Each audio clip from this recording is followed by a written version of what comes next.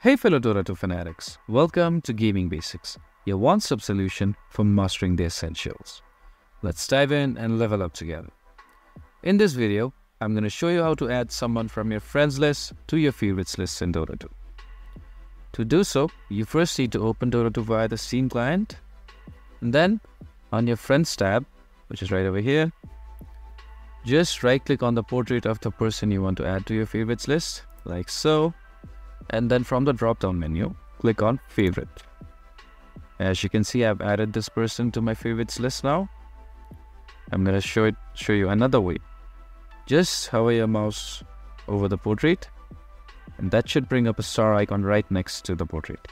Just click on it, and now this person is also added to my favorites list. If you found this video helpful, please give us a thumbs up. And if you have any questions for us, please feel free to mention us in the comment section down below. Also, don't forget to hit that subscribe button and ring the notification bell so you never miss out on our latest guides and tutorials.